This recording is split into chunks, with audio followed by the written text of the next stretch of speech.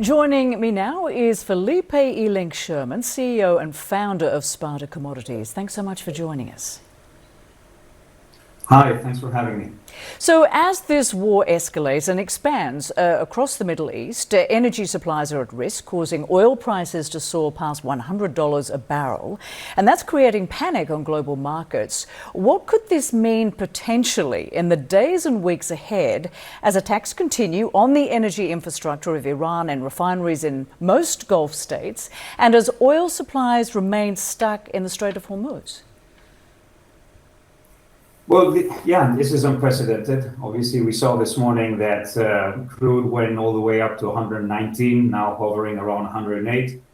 No one really expected this to happen so quickly. I think the market initially called this a supply risk or more of a logistical risk, and then was catching up very quickly. And now it is an absolute supply disruption globally. I think the main story here is not so much around crude, it's much more around oil products, as we entered this crisis with ample supplies of crude, but a very limited amount of refining capacity. So this is just week one. Let's see what happens over the next weeks. Trump is talking about a 4-week conflict, and we're already seeing in many places in Asia where refineries are shutting down, or they're calling for force majeure. So it is quite unprecedented.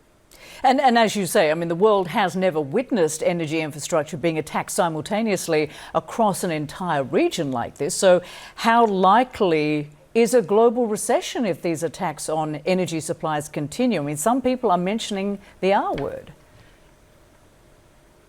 I mean, it is, you can expect that, I would say. Let's not forget that we're talking about 20% of oil supply coming from the region. And it's not just the supply, because it's 20 million barrels that is supplied from the region, but we're already seeing some shut-ins, so oil fields or refineries that have been disrupted, not only because of the impact of missiles or drones, but also mainly because of the fact that they cannot load. So because of those logistical constraints, they're forced to shut in. And we've seen this over the weekend with KPC, the Kuwait Petroleum Company, announcing that they would be shutting in all of their production. So that's 2.5 million barrels. ADNOC is claiming that they will be reducing output. All of this is having an impact. And what we're seeing now is that the products prices, particularly on jet, kerosene, and diesel, are skyrocketing, and much more than crude is. And that is essentially telling the story that there is no product, or there will be no product available, or that refineries need to continue processing, which is difficult because they cannot get the supply they need. In essence, this will be resolved by reduction of consumption, and that is what the market is telling consumers. Right, and President Trump says that he will, along with Israel, decide when this war ends. Where is the off-ramp here? Do you think he could look at this sort of situation and think, I need to get out of this? Well, one would assume that he would think that, but what we're seeing, at least over the weekend, is that it's escalating. It's not, there's no off-ramp discussion. They just announced Khamenei's successor, his son, who's also a hardliner. The IRGC, completely rallied around him. So this is not telling you that we are in off-ramp mode. It's actually the contrary. We're escalating the tension. So my comment is that if in 1 week we're already seeing the impact, not just in the Gulf Coast, but also in Asian refineries and Asian infrastructure, because again, they import 80% of the crude that is exported out of the region goes to Asia.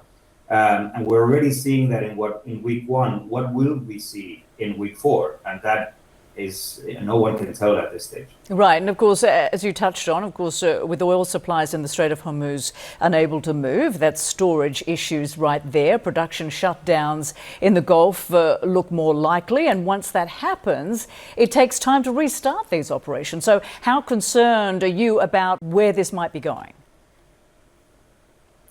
Well, even if let's say the Strait of Hormuz opened today, okay, and we estimate that the logistical impact, it will take roughly 2.5 months to go back to normal.